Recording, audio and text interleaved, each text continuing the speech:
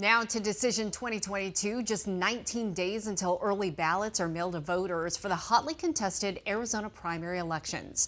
And looking ahead to those primaries, independent voters could play a key role in picking the winners. Team 12 political insider Bram Resnick explains how so-called strategic voters are filling out their ballots. Yeah, Mark, independent voters are a wild card in these primaries. Many don't feel like they have a political home.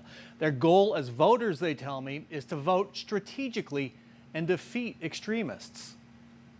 Take it down! Take it down! Our intense political climate has left a lot of voters out in the cold. Where I sit in politics right now, there's really very few candidates that represent me. Kathleen Gleason's mother was a Reagan Republican. Gleason herself registered Republican when she was 18, but now... So I switch back and forth based on the primary that I want to vote in. That makes Gleason one of Arizona's growing number of registered independents who vote strategically. If you want to try to keep some of the more extreme candidates off the general ballot, then you have to vote in the primary. Experts say there are basically two kinds of voters. Sincere voters are more common. They'll cast their ballot for their favorite candidates or their preferred party's candidates.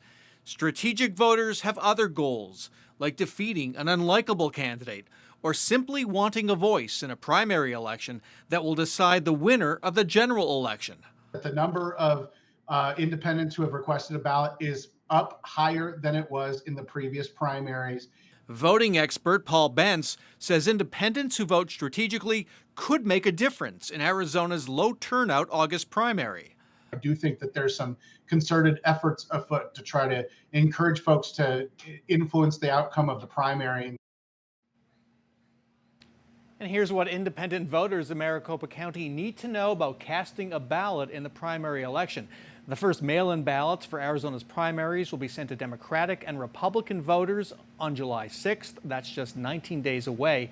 Registered independents have to request a Democratic or Republican primary ballot to have mailed to them. They can do that by going to request.maricopa.vote.